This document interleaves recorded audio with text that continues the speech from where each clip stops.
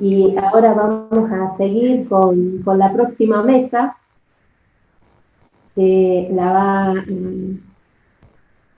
a coordinar Lidia Baltayán. Mi nombre es Lidia Baltayán, soy psicóloga, soy psicoanalista y soy consteladora familiar.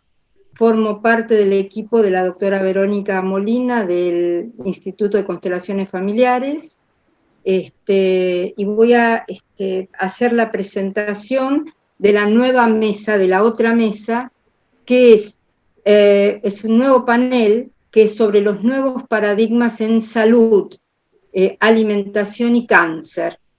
Voy a hacer una introducción breve de los currículums de las disertantes, que son la doctora María Laura Nassi y la licenciada María Alejandra Delfante. La doctora María Laura Nassi es médica, es de la Universidad de Buenos Aires. Se especializó en medicina interna y oncología clínica en el Sloan Kettering Cancer Center de Nueva York. Trabajó como coordinadora de ensayos clínicos para el International Breast Cancer Study Group en Berna, Suiza, y luego ejerció como directora del Departamento de Investigaciones del laboratorio suizo de Biofarm.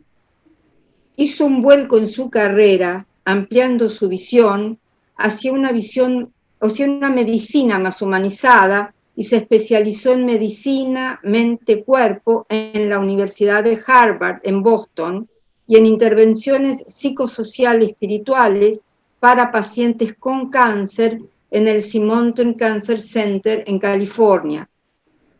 Fue fundadora y presidenta de la Asociación de Oncología Integrativa. Fue co-creadora e integrante del equipo del programa de medicina integrativa de Fundaleu y del programa Fertilmente para parejas con problemas de fertilidad. Participó en el Consejo Científico de Wikilife.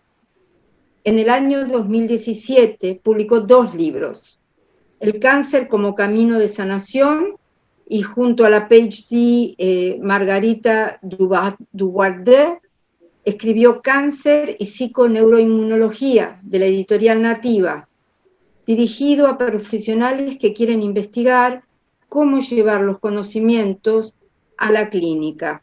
Actualmente practica en su consultorio privado, es docente de cursos de posgrado en la psiconeuroinmunología endocrinológica en la Universidad Católica Argentina, en la Universidad de Belgrano y en la Universidad Católica de Montevideo, en Uruguay. Hago la presentación de la licenciada María Alejandra Delfante, que van a trabajar juntas en esta mesa.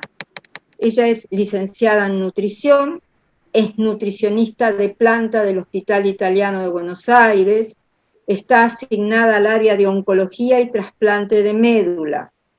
Es integrante de la Universidad Interdisciplinaria de Cáncer Colorectal y del Grupo de Investigación Translacional en Microbioma Intramvic del Hospital Italiano, docente de la carrera de Medicina del Instituto Universitario del Hospital Italiano, profesora en la Universidad del Salvador, cursa actualmente el doctorado de Ciencias de la Salud. Bienvenidas a ambas, y así pasamos a inaugurar este nuevo panel. Así que bienvenidas a ambas. Hola, buenas tardes, y somos muchos. Yo soy Alejandra Delfante y a Laura la veo por ahí. Sí, acá estoy, buenas tardes. Gracias, Lidia, por la presentación. Y gracias a Vero Molina y a todo el equipo por la organización de esta mesa y de este encuentro. Un gusto estar acá. Bueno, yo soy médica oncóloga y la verdad es que estoy muy abocada en esto de hacer avanzar una nueva mirada en medicina en general, ¿no? Digo una nueva, pero en realidad es volver a una concepción del ser humano como cuerpo, mente, emociones, espíritu y como un ser social, ¿no? Como que no podemos separar todas esas dimensiones del ser humano cuando hablamos de los procesos de salud e enfermedad. Y para mí el tema de la salud, me había puesto así como la primera pregunta, empezar a hablar de qué es la salud, la medicina integrativa. Para mí la salud no es solo la ausencia de enfermedad, ¿no? En Occidente estamos muy abocados a la medicina occidental, está muy abocada a enfocar en la enfermedad, hacer el diagnóstico e implementar un tratamiento para tratar de erradicar la enfermedad. Pero muchas veces vemos personas que por ahí ya no tienen, en mi caso, personas que ya han tenido su cirugía para el cáncer, ya no tienen cáncer, pero siguen igual de enfermas, ¿no? Y con una dinámica biopsicosocial que, aunque en este momento no tengan otro diagnóstico, sabemos que esa dinámica las lleva a una vulnerabilidad que seguramente las puede llevar a otra enfermedad o a la misma o a otra enfermedad en un futuro próximo. Entonces, decir que esa persona está saludable, para mí me hace ruido, ¿no? Porque es como que decimos, bueno, está saludable porque todavía no le encontramos nada, pero sabemos que los malos hábitos, y ahora voy a entrar un poquito en esto, y dinámicas tóxicas, ¿no? Dinámicas emocionales, vinculares, que sabemos que van a llevar a esa persona a una química de estrés y a un estado inflamatorio que es digamos, el terreno que prepara para un montón de las enfermedades crónicas de hoy en día, ¿no? Entonces, ¿a qué llamamos salud, no? Y por otro lado, por ahí vemos personas en las que tienen un diagnóstico, pero las vemos plenas, felices, encaminándose en una vida mucho más saludable, haciendo cambios positivos en su vida, y sin embargo las llamamos enfermas porque tienen un diagnóstico clínico, ¿no? Entonces me gusta jugar con estas nociones y empezar a preguntarnos un poquitito más, ¿no? ¿A qué llamamos salud y a qué llamamos enfermedad? Porque para mí la salud tiene mucho que ver primero con un estado de equilibrio, mente, cuerpo, espíritu, emociones y ser social, o sea, una fluidez de ese ser biopsicosocial que somos, y no solamente una ausencia de diagnóstico, ¿no? Y una persona que está en plena salud va a ser una persona que también va a estar en condiciones de expresar quién es, de expresar su potencial. Para mí salud tiene que ver con todo eso, ¿no? Bueno, digamos, es una definición un poco ambiciosa en el sentido de que si usamos esa definición, por ahí el número de personas saludables se reduce, ¿no?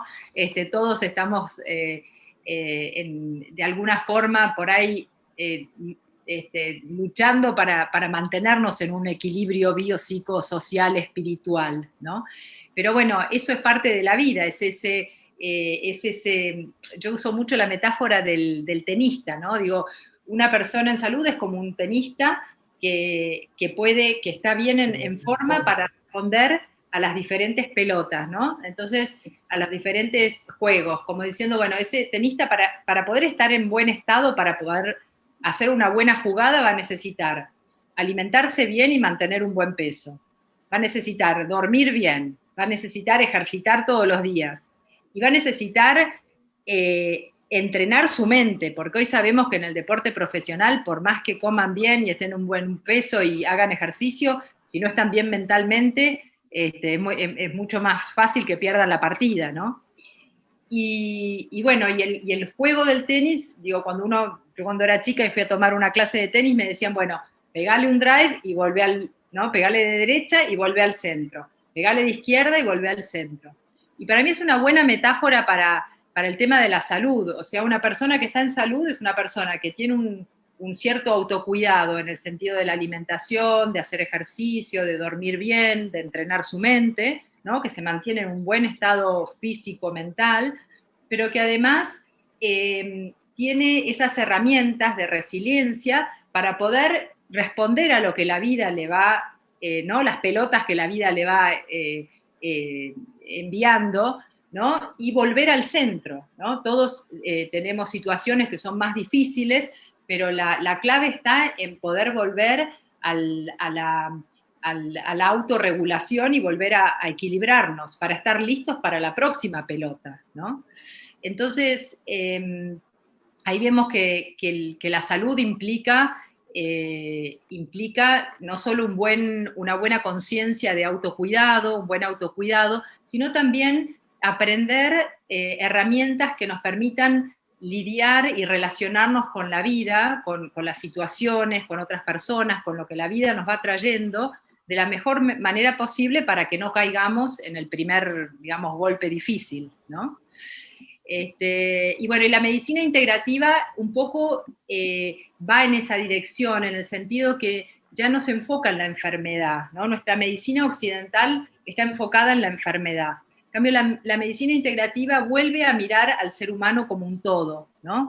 Y vuelve a entender que para recuperar la salud es necesario mirar a todos estos ejes que estuve mencionando, ¿no? Que para mantenerse sano una persona necesita estar alimentándose bien y mantener un buen peso, necesita dormir bien, necesita hacer ejercicio, necesita entrenar la mente. Y hoy más que nunca, ¿no? Con todo este hiperestimulación mental que tenemos. Ayer me decía una paciente, Laura, ya no somos capaces de leer un libro, o sea, al no entrenar la mente dispersa, se dispara para cualquier lado, ¿no? Con pensamientos, y hemos perdido hasta el poder de concentración. Esa es una mente no entrenada, obviamente que nos es difícil como dispositivo, no nos sirve para poder enfocarnos hacia dónde queremos dirigirnos en nuestra vida, no nos permite enfocarnos en nuestras prioridades, ¿no? en poder alinearnos con nuestros valores, con lo que le da sentido a mi vida, porque una mente no entrenada va a estar todo el tiempo distraída con todos los estímulos, ¿no? Y de nuevo, hoy más que nunca, con todas las pantallas y toda la hiperestimulación que recibimos constantemente, y ni hablar de este año donde quizás hasta miramos un poco más de noticias o estuvimos más atentos a la información que venía de afuera, y llegamos a fin de año con una mente que no sabe para dónde ir. A mí me gusta usar la imagen de ese cochero, ¿no? Que está dirigiendo un carro tirado por caballos, ¿no? Nuestro ser es ese cochero, y los caballos son la mente, que se disparan con pensamientos para cada lado. Si no entrenamos a esos caballos para que puedan avanzar en la dirección que queremos, cada caballo, ¿no? se dispara con un pensamiento diferente y el carro se destartala. Entonces, el entrenamiento mental con la meditación, ejercicios de respiración, de mantra, bueno, hay miles de formas, digamos, de entrenar esa mente, hoy es indispensable para mantener la salud, ¿no? Bueno, yo lo veo en pacientes oncológicos muchísimo, porque frente a una experiencia tan movilizante como puede ser un diagnóstico de cáncer, y la gente se enfrenta a un bombardeo de posibilidades, además de lo médico, ¿no? Si abren internet, o incluso la gente conocida que viene con un montón de propuestas, y esa mente no entrenada no puede discernir qué es lo importante, qué es lo prioritario, ¿no? Entonces, ni para eso ayuda a tener la mente desordenada, porque no nos ayuda a poder mantener una línea, digamos, de tratamiento y mantener las prioridades, etcétera. Entonces, yo siempre hablo de los 6 ejes que son necesarios como para recuperar la salud, y esto es un poco lo que propone la la oncología integrativa, por lo menos como yo la practico, ¿no? Que tienen que ver, de nuevo, con un buen cuidado del cuerpo-mente a través de una buena alimentación, el ejercicio, dormir bien, que es súper importante, entrenar la mente, y además hacer un proceso de autoconocimiento para ver qué es lo que puede haber aportado en llevarme a una situación de vulnerabilidad y enfermarme. Y por último, y ahora voy a ahondar un poquito más en eso, y por último el tema de vivir un poco más ecológicamente, ese sería el sexto eje, en el sentido que hoy pensamos que en Occidente la incidencia de cáncer es tan alta porque pensamos que el cáncer es multifactorial y que se da sobre todo por la combinación de estamos bombardeados por muchos más químicos que, por ejemplo, hace 100 años, ¿no? Químicos que entran por todas diferentes vías, entran a través de la alimentación, no solo con los agrotóxicos, sino con todos los aditivos de todo lo que es la alimentación industrializada, entran por nuestra vía respiratoria, ¿no? Si fumamos o fuma el de al lado, o la polución ambiental, o los aerosoles que usamos. Hoy por hoy, ojo ¿no? con tanto miedo que tenemos y tanto cuidado con la desinfección, que a veces nos estamos intoxicando con un montón de compuestos químicos. Químicos que entran por nuestra piel, no solo la radiación ultravioleta por los agujeros de ozono, sino un montón de productos que nos ponemos en estilo de cremas, cosméticos, productos de peluquería, de perfumería, bueno, y ni hablar, productos que entran a través del agua, que las aguas vienen a veces contaminadas, metales pesados, etcétera, productos que entran, bueno, por todas estas vías que fui mencionando, y que nuestro sistema inmune en realidad tiene la capacidad de reparar células dañadas por estos químicos o de eliminarlas, ¿no? El problema es que al mismo tiempo de estar bombardeados por todos esos químicos, estamos viviendo una vida básicamente de mucho estrés, ¿no? Sobre todo en Occidente, y por estrés me refiero a una vida de mucha demanda, externa, pero también interna, ¿no? Con autoexigencia, con culpa, con todo lo que conocemos de los procesos internos, y eso genera una química interna que hace que el sistema inmune, en vez de poder dar la respuesta más adecuada a una célula dañada por un agente cancerígeno, lo que hace ese sistema inmune es como se pone en guardia y hace lo mínimo indispensable, que fisiológicamente o fisiopatológicamente lo que quiere decir es que el sistema inmune da más fácilmente una respuesta inflamatoria, ¿sí? El estrés crónico lleva a una respuesta inflamatoria crónica. Esto lo que hace es preparar un terreno inflamatorio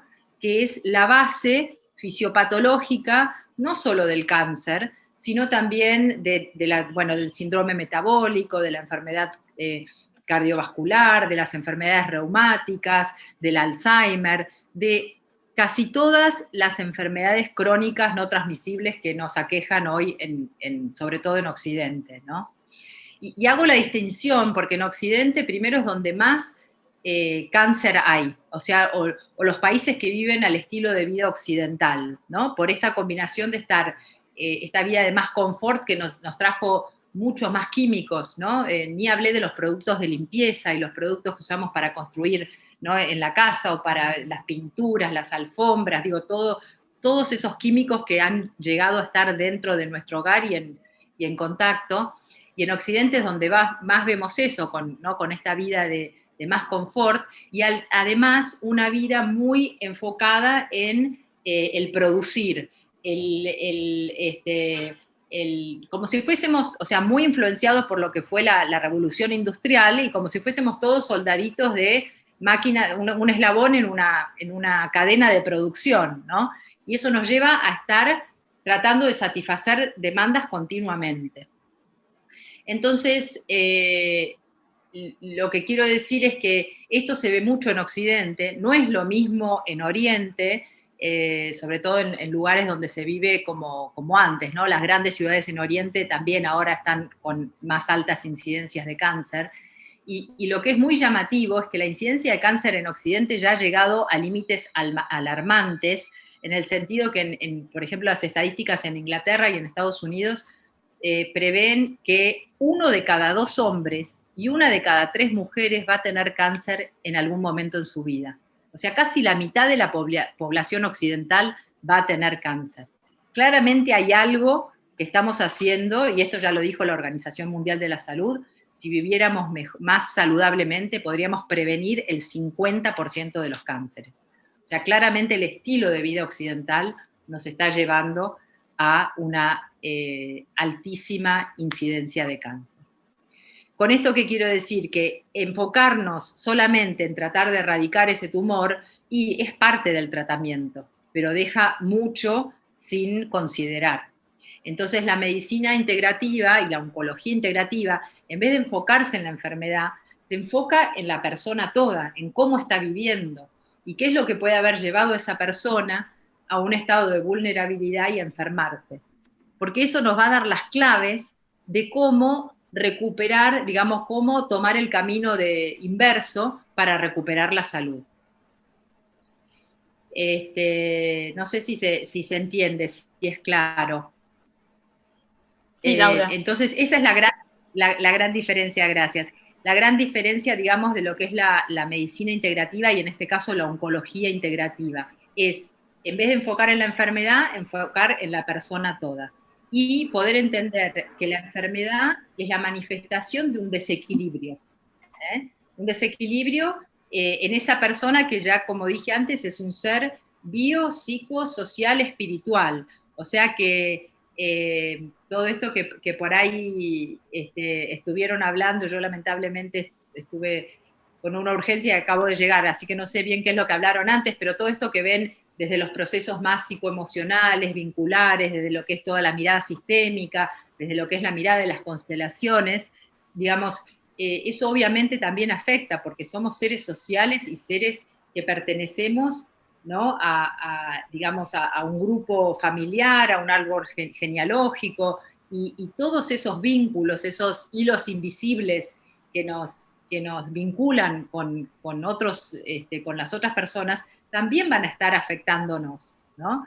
Y hoy sabemos, por ejemplo, que los traumas emocionales utilizan las mismas vías, las mismas cascadas del estrés, o sea que si yo tengo un trauma emocional no resuelto y que sigue gatillándome esa cascada del estrés, yo voy a estar produciendo una química de estrés dentro mío, sobre todo de cortisol, adrenalina, noradrenalina, pero sobre todo el cortisol, que altera todo lo que son los mecanismos de reparación, o sea que si hay una célula normal que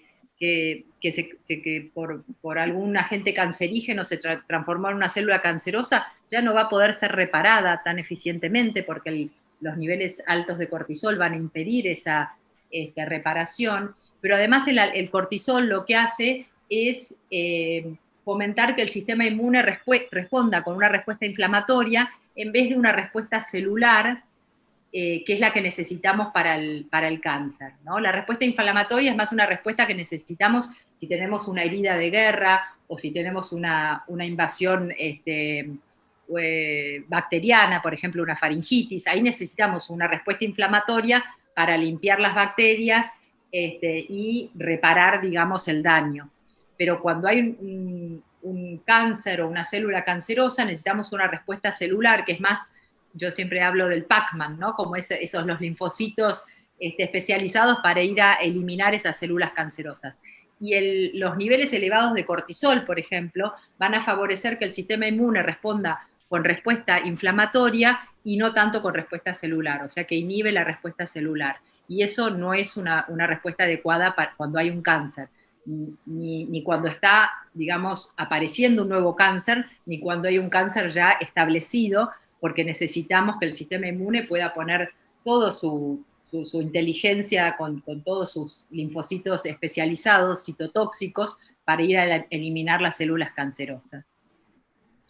Entonces, claramente el enfoque integrativo lo que hace es que le da a la persona un entendimiento de lo que es la salud de enfermedad y le abre un abanico de posibilidades terapéuticas, porque ya el tratamiento no es solo la cirugía o la quimioterapia o la radioterapia o la combinación de todas estas, ¿no? O la hormonoterapia, la inmunoterapia, sino que el tratamiento también es volver a restablecer un estado de equilibrio, de salud, a través de una buena alimentación, a través del ejercicio, a través de dormir bien.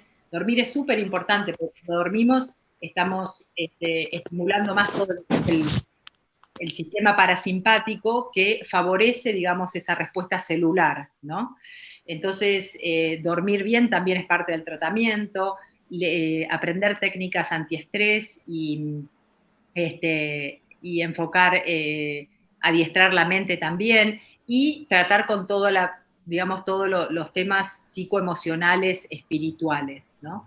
Eso es un poco lo que propone la oncología integrativa, ¿no?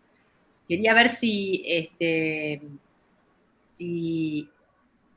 había algunas preguntas, porque veo que acá está saliendo, están apareciendo varias preguntas, ¿no? Y voy a empezar con la última, ¿no? Que habla de la genética y la epigenética.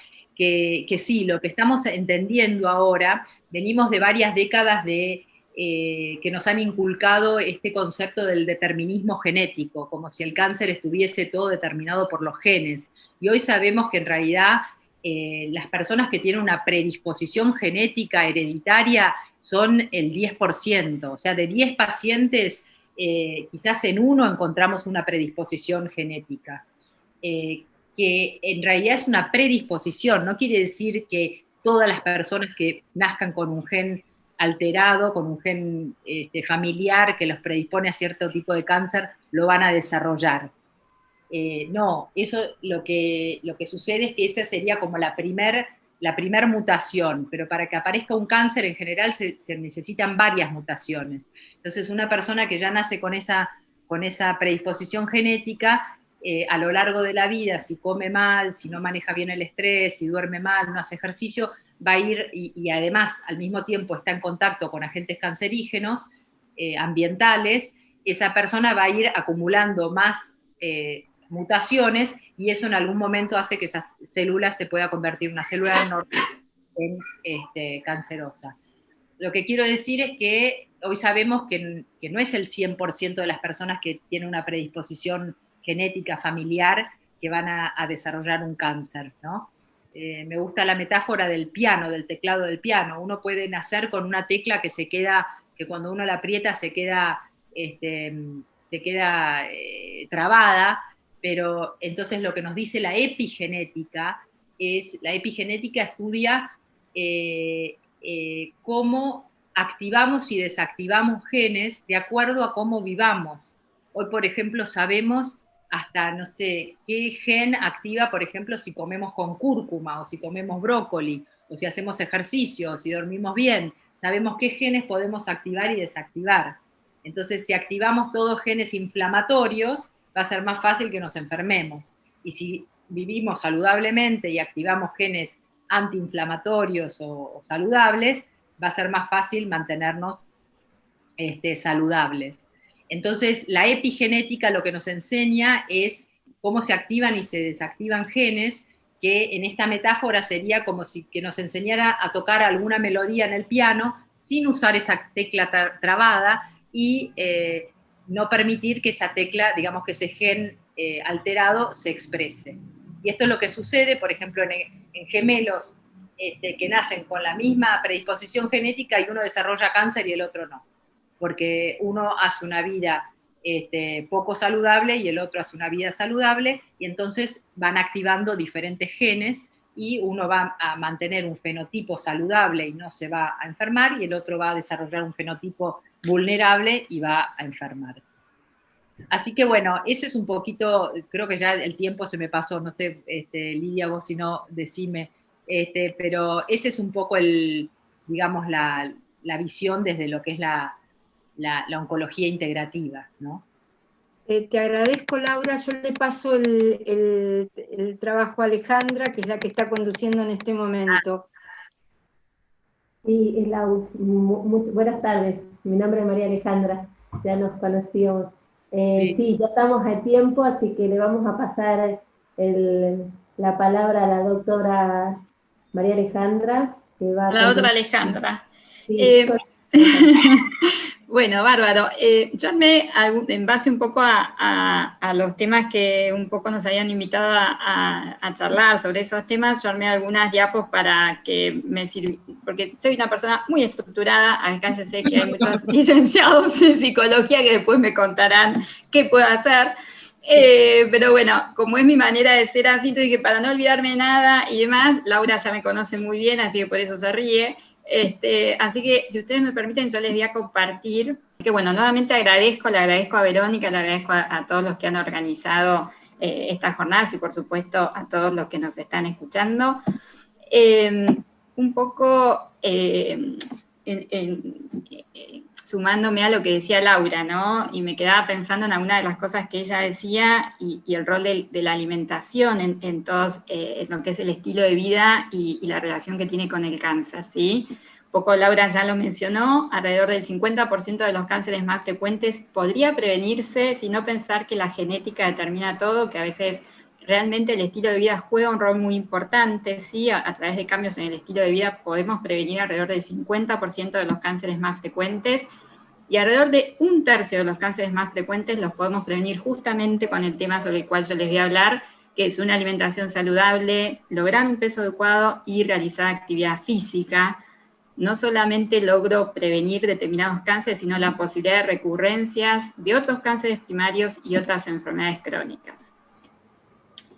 Algo que es muy importante, teniendo en cuenta el enfoque integrativo, que es sobre lo que yo les voy a hablar, es que sabemos que hay recomendaciones generales relacionadas con la alimentación y la actividad física para la prevención del cáncer, ¿sí? Se publican y se actualizan habitualmente, y volvemos a lo mismo, mantener un peso saludable, hacer actividad física. Hoy en día lo que se recomienda es una alimentación con un predominio de origen vegetal, ¿sí? Limitar todo lo que es comidas rápidas, con mucha grasa, con mucho azúcar, con muchos aditivos. Limitar el consumo de carnes rojas y de embutidos, que son estas carnes procesadas, ¿sí? Fiambres, embutidos, todo lo que sea bebidas con azúcar, limitar el consumo de alcohol, ¿sí? En general es lo que se recomienda generalmente. Pero si pensamos en un abordaje integrativo del paciente, ¿sí? Justamente estas recomendaciones van a servir como guía, pero hay un concepto que es muy importante que es el de bioindividualidad, ¿sí? Es tener esta visión integral de la persona.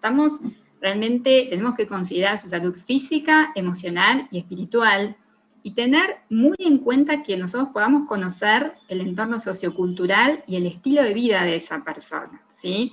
Entonces, la verdad, la consulta nutricional, ¿sí? No es simplemente decir, bueno, este es el plan de alimentación, tengo copias, se lo entregamos y es todo para todos lo mismo, ¿no? Que eso es algo que yo a veces veo.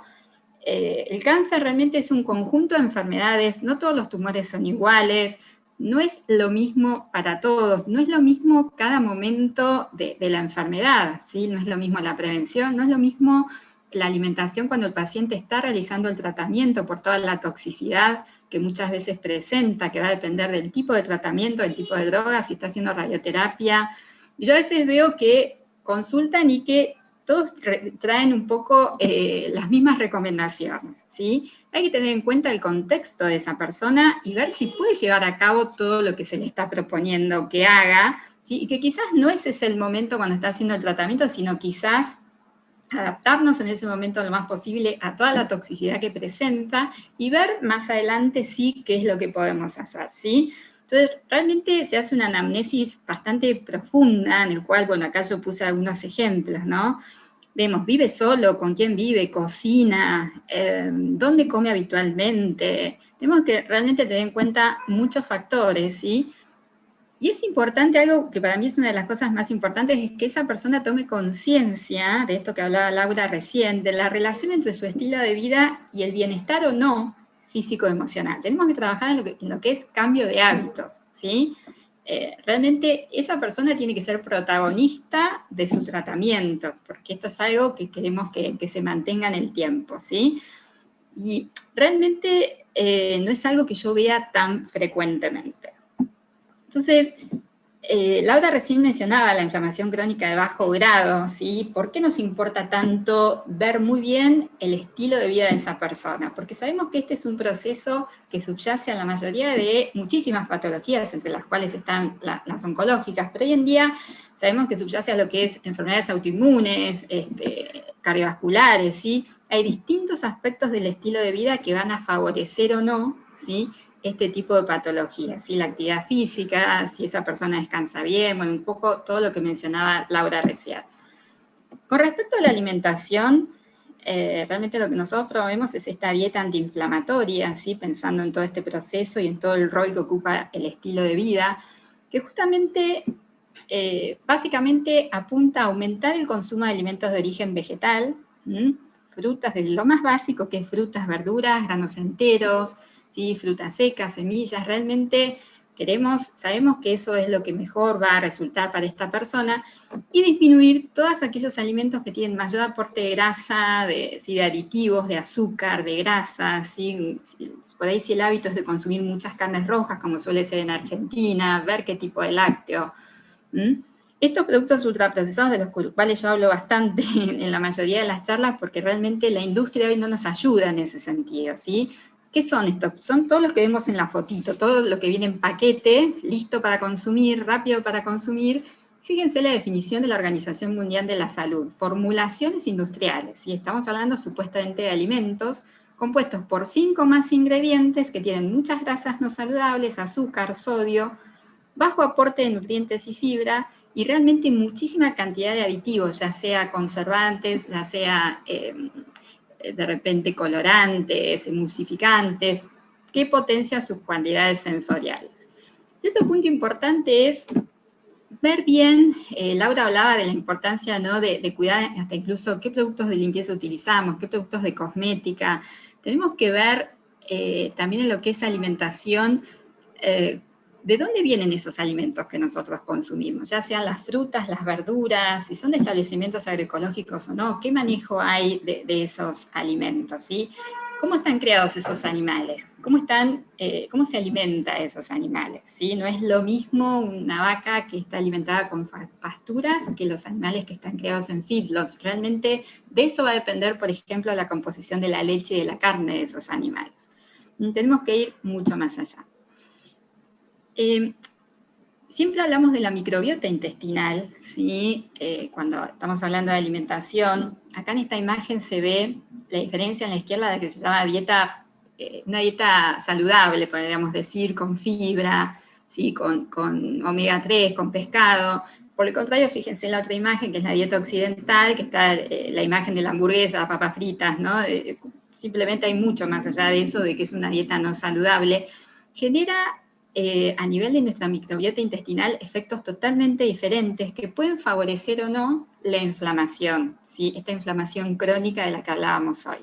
Una dieta con mucha grasa, con muchos aditivos, con mucho azúcar, como es la dieta occidental, va a favorecer lo que se llama disbiosis, es decir, un desequilibrio de nuestra microbiota intestinal. Aumenta la permeabilidad intestinal, es decir, las paredes de la barrera intestinal que tienen una leve separación se pueden separar mucho más, y favorecer el pasaje de sustancias, que no va a ser algo positivo porque eso puede promover la aparición de muchas patologías, ¿sí?, entre ellas el cáncer, enfermedades autoinmunes, alergias, ¿sí? Por eso es importante tener una alimentación saludable, con más fibra, con no tantos aditivos, con no tanta carga de grasa, de azúcar, porque vamos a tener una microbiota intestinal más saludable, y sabemos que el 70-80% del sistema inmune está en nuestro intestino, y hay una interacción bidireccional constante con nuestra microbiota. Tenemos que cuidar nuestra microbiota, tenemos que cuidar la microbiota de nuestros pacientes. Con la alimentación, y podemos ayudarnos con la utilización de probióticos, son estos microorganismos que tienen efectos beneficiosos, ¿sí?, y también con lo que es alimentos fermentados. El kéfir es uno de los más conocidos, chucrut, el kimchi, la kombucha, que también se menciona mucho, y los derivados de soja, tempe, miso y natto. ¿Qué otras cosas podemos hacer para cuidar la microbiota? Lo que mencionaba Laura también recién, ¿no? De repente, ojo con el uso de antibióticos, ojo con el uso de antiinflamatorios sin necesidad, hacer actividad física, tener un peso saludable, descansar. considerar técnicas de manejo del estrés, porque también son todos factores que pueden afectar nuestra microbiota y favorecer la inflamación y por ende la aparición de distintas patologías, entre las cuales está el cáncer. Un ejemplo de una alimentación saludable es la dieta mediterránea, ¿sí? Que creo que todos la conocemos, básicamente tiene una base de origen vegetal, con el aporte de pescado, particularmente los que tienen más aporte de omega 3, ¿sí? Como de repente el salmón, el atún, el lenguado, el abadejo, aceite de oliva como una de las principales fuentes de grasa, y un consumo moderado de vino. Lo que sabemos de esta dieta mediterránea es que tiene una gran cantidad de sustancias, ¿sí? Que se denominan fitoquímicos, que en pequeña cantidad tienen una acción antiinflamatoria y antioxidante. Ejemplo, la curcumina de la cúrcuma, el resveratrol que está en la piel de las uvas, ¿sí? El té verde, sí, es otro ejemplo de donde encontramos fitoquímicos, ¿sí? Todo lo que es carotenoides, todo lo que es las coles, ¿no? Brócoli, coliflor, repollo, que son tan importantes, ¿sí? Realmente todo lo que es una alimentación con un predominio de alimentos de origen vegetal nos va a proveer de todas estas sustancias que son tan importantes. Pero también sabemos que el paciente muchas veces llega realmente muy confundido a la consulta, porque frente a un diagnóstico de cáncer es habitual ver el recorrido, ustedes creo que todos son testigos de eso, recurren a distintos especialistas, por ahí han visto a 3 o 4 nutricionistas, o incluso en otras especialidades creo que sucede lo mismo, porque realmente hoy se promete mucho en cuanto a dietas anticáncer, uso de suplementos que pueden curar el cáncer, ¿sí? Distintas dietas alternativas. Y las sociedades reconocidas en lo que es el manejo del cáncer, lo que nos dicen es que no existe evidencia científica que sustente que un alimento o dieta especial pueda curar el cáncer. Creo que todos los que estamos en el tema lo sabemos. Pero hay una realidad que los pacientes recurren a muchas de estas dietas, muchas veces no lo informan, y lo que tenemos es un riesgo de deterioro de su estado nutricional, que es algo que vemos habitualmente. Yo particularmente que trabajo en una institución, lo vemos mucho. En general, ese deterioro del estado nutricional, el riesgo que implica es menor tolerancia al tratamiento. Muchas veces vemos suspensiones de los ciclos de quimio porque no están en condiciones de hacerlas, con descensos de peso muy importantes entre ciclo y ciclo, mayor aumento de complicaciones y por supuesto esto impacta en la calidad de vida. Por eso es muy importante nuestra intervención.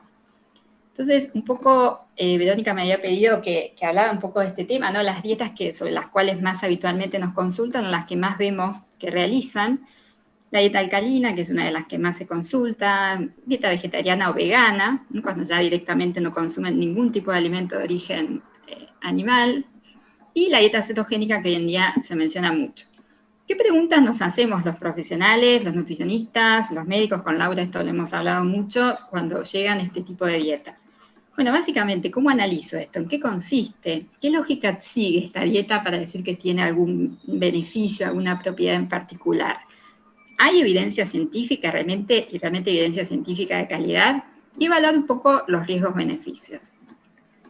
La dieta alcalina es una de las más frecuentes de hace mucho tiempo. En realidad yo siempre digo que si uno mira lo que promueve, que es disminuir los alimentos con carga ácida y aumentar la de carga alcalina, es una dieta saludable que la verdad no implica ningún riesgo en absoluto. Es una dieta del estilo de la que quizás yo recomendaría, no por sus propiedades, pero sí es una dieta con predominio de alimentos de origen vegetal y disminuyendo aquellos que no se consideran tan saludables. Los que promueven esta dieta lo que nos dicen es que con la alimentación es posible modificar el pH de la sangre al seguir esta dieta, y que las células malignas se desarrollan en un medio ácido y si yo aumento ese pH, las elimino o evito su formación. Nosotros sabemos que hay un pH fisiológico, 7.35, 7.45, que no es tan simple de modificar simplemente con un alimento porque sería muy riesgoso. Hay mecanismos reguladores establecidos, y dentro de ese rango de pH puede haber, con una dieta con carga acidogénica sostenida en el tiempo, algún tipo de modificación, pero se vuelve a corregir, no es tan simple que nosotros lo modifiquemos. De todos modos, vuelvo a decir lo mismo, es una dieta saludable, no implica un riesgo, no hay ningún problema. Lo mismo una dieta vegetariana o vegana bien, digamos, planificada, no sería un problema, así que no habría inconveniente, siempre y cuando veamos que realmente está bien planificada. Sabemos que hay que tener cuidado con lo que es vitamina D, B12 en particular. Realmente la opinión profesional, por supuesto que es importante, Y la dieta cetogénica, bueno, un poco hoy es la estrella, cada vez hay más estudios, que es lo que muestra esta diapo, relacionados con su rol en el cáncer. Básicamente, lo que focaliza es mayor aporte de grasas, disminución de hidratos de carbono, no más de 50 gramos por día, ¿sí? Y lo que, básicamente el efecto que va a generar, si es que disminuye la glucosa, por supuesto la insulina, aumenta la oxidación de ácidos grasos y se empiezan a producir cuerpos cetónicos que las células van a empezar a utilizar como energía. Las células normales pueden hacerlo, las células malignas no pueden hacerlo, ¿sí? Pero se ha visto que hay algunos tumores que tienen enzimas para metabolizar cuerpos cetónicos, entonces hoy en día un poco eso está discutido. Es una dieta antiinflamatoria, mejora la sensibilidad a la insulina, disminuye el factor de crecimiento 1, ¿sí? Que realmente sabemos que promueve tumores.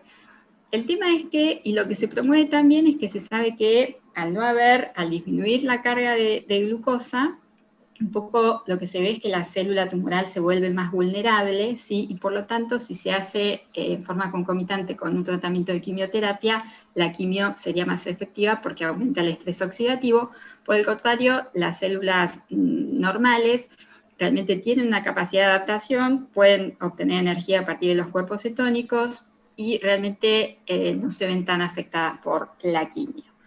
De todos modos, hay riesgos. Estamos eliminando muchísimos alimentos de origen vegetal, toda esta carga de fitoquímicos no va a estar, ¿sí? Porque las frutas y las verduras se llevan a mínimas cantidades, es habitual la pérdida de peso, mucho déficit de micronutrientes, hay que suplementar, ¿sí? Hay que suplementar siempre, riesgo de deshidratación, fatiga, y a veces se ven suspensiones y retrasos del tratamiento.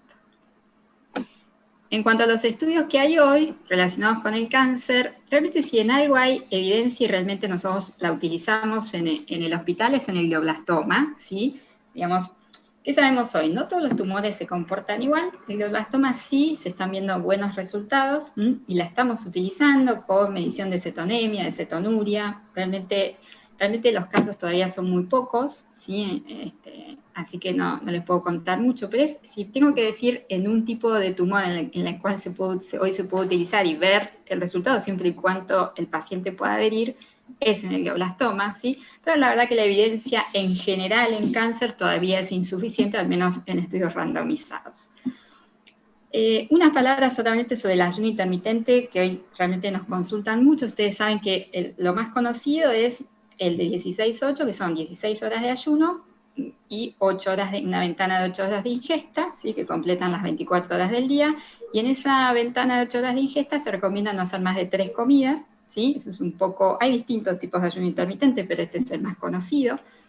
En general, ¿cuáles son los beneficios que se le atribuyen? El descenso de peso, que en realidad cuando se compara con una dieta hipocalórica tradicional es similar, ¿sí? El descenso de peso, pero sí se ven más que nada cambios a nivel metabólico. Aumenta la sensibilidad a la insulina, induce la autofagia, ¿no? Este proceso de detoxificación de las células, de eliminar las organelas que ya no sirven, pero para llegar a eso, realmente en general se recomienda ayuno mínimo, el de 16-8 o el de 24 horas para que ese proceso de autofagia se dé. Acompaña lo que es ritmos circadianos, tiene una lógica en ese sentido, aumenta la claridad, el foco, la concentración, y realmente ese reposo durante tantas horas ayuda a modular la microbiota intestinal. No es para todos, ¿sí? Ojo, justamente en cáncer, casos de bajo peso, deterioro del estado nutricional, no está indicado, ¿sí? Casos de antecedentes de trastornos alimentarios, embarazo, lactancia, ciclos menstruales irregulares, personas con altos niveles de estrés, porque el ayuno es un estresor, ¿sí? Pacientes con hipotensión o diabetes que estén mal controlados, ¿sí? O que están recibiendo algún tipo de fármaco, insulina, bueno, eso se está usando mucho en lo que es prevención en los pacientes con prediabetes, con buenos resultados por todo el impacto a nivel metabólico, no en un paciente diabético. Entonces, un poco ya a modo de cierre. Hoy tenemos claro algunas pautas generales en cuanto a la alimentación en la prevención o en el tratamiento del cáncer, ¿sí? Una dieta con predominio de origen vegetal, saber mucho de dónde provienen los alimentos que consumimos, ¿sí? Obviamente recomendados establecimientos agroecológicos, cuidar la microbiota intestinal de los pacientes, ver si está indicado utilizar un alimento fermentado, un probiótico, ¿sí? Ver eso. Si esa persona tiene, por eso esto de individualizar el plan de alimentación. Tenemos que ver qué tipo de cáncer es, qué momento del cáncer es, si está haciendo el tratamiento, el tipo de tratamiento no es para todos igual. Ver todo lo que es alimentos de origen animal, tratar de moderar su consumo, ver la calidad de esos alimentos, ¿sí? Tratar de evitar todo lo que es harinas refinadas y estos fiambres embutidos, la cocción a la parrilla, que se sabe que se forman compuestos cancerígenos que pueden favorecer la probabilidad de un cáncer de colon, obviamente en una persona que tenga ya una cierta predisposición. Disminuir los productos ultraprocesados, todo lo que es carga de azúcar, ¿sí? Y por todos los aditivos que tienen las bebidas azucaradas, y un consumo moderado de alcohol. Pero algo que es importante que es qué como, la calidad de lo que consumo, la cantidad por supuesto también, pero también cómo, en qué contexto, en qué ambiente, sí, lo que se conoce como mindful eating, ¿sí? Esto de no apurarse, de cocinar, ¿sí? De sentarse para comer. Yo habitualmente cuando hablo con los pacientes, algo que me refiere a un paciente que empieza el tratamiento es, yo recién ahora me doy cuenta, yo vivía corriendo, yo terminaba de trabajar y comí un sándwich en el subte y me iba a la facultad a la noche, ya tomo conciencia de eso, yo la verdad ni almorzaba y seguía de largo, o desayunaba un café porque llegaba tarde a trabajar, y el almuerzo a veces sí, a veces no, porque si no, no llegaba con los tiempos. Yo creo que ustedes seguramente también ese relato se lo deben haber hecho, ¿no? El hecho de no hacer cosas mientras comemos, yo sé que a veces suena un poco teórico, pero la verdad es importante trabajar en todo eso, el hecho de ser consciente cuando uno come, de sentir el sabor de los alimentos, de darse ese espacio. La verdad ese relato de los pacientes es muy, muy habitual. Y la importancia entonces del abordaje integral individualizado, considerando la persona, no la enfermedad, un poco creo que lo que se ha venido hablando hoy, pensar que estamos focalizando en un cambio de hábitos en el cual queremos que esa persona tome conciencia del peso de su estilo de vida en su tratamiento, en la recuperación de su salud, ¿sí? Y en la cual queremos que sea realmente protagonista de su tratamiento. Muy bien, muchísimas gracias. Muchas gracias, doctora Alejandra. No, por favor. Tenemos unos minutitos, si alguien tiene alguna otra pregunta, la pueden escribir en el chat y la podemos leer. Tenemos unos minutitos antes de irnos al corte. Ahí preguntan sobre la opinión sobre el tema del colesterol cuando es genético. En realidad hay una hipercolesterolemia que es familiar y que es un hecho, ¿sí? Que se da y que uno ya tiene esos genes, es verdad, pero bueno, siempre está el peso del estilo de vida en nuestra salud. Entonces, si yo de repente hago actividad física, si evito el tabaquismo, si tengo una alimentación saludable, seguramente me va a ir mucho mejor, más allá de que tenga esa hipercolesterolemia familiar, que si no lo hiciera, ¿sí? Así que siempre el estilo de vida juega un rol fundamental en cualquier patología. Voy a hacer una pregunta a ambas, tanto a la doctora Nasi como a la licenciada Alejandra, que es, si ustedes hacen una propuesta en el cambio de estilos de vida, las dos, una desde la alimentación, otra desde lo integral. La pregunta es si han visto en pacientes con cáncer, que a veces son cáncer a repetición, un cambio en esto de volver a tener cáncer a través de los cambios. Los cambios en esto que son los hábitos, ¿no? Bueno, yo lo que puedo decir, yo hace más o menos 10 años que me dedico hacia la oncología integrativa, antes ejercía como oncóloga convencional, y bueno, siempre es muy difícil basarse en casos aislados, en casos anecdóticos. Lo que sí puedo decir es que hay dos estudios muy importantes hechos en Estados Unidos en pacientes con cáncer de mama, uno en Ohio y otro de una universidad en Florida, donde justamente lo que hicieron es randomizar un grupo de mujeres con un estadio precoz de cáncer de mama, y todos recibieron la cirugía, radioterapia, hormonoterapia, quimioterapia, digamos, indicada por el tratamiento convencional, solo que a un grupo la siguieron, digamos, normalmente, como lo sigue la medicina convencional y sin darle muchas pautas ni en lo que es la alimentación, el ejercicio, el manejo del estrés, y al otro grupo justamente la siguieron durante un año con todo un acompañamiento integrativo, no solo en cambio de hábitos de alimentación, de ejercicio, técnicas antiestrés, mucho de lo vincular, técnicas para lidiar con los temas emocionales. Y después de 11 años de seguimiento, estos son, como son tantas las variables que uno está estudiando, se necesitan grandes grupos de mujeres y se necesita un seguimiento muy largo para realmente poder ver una diferencia que sea significativa.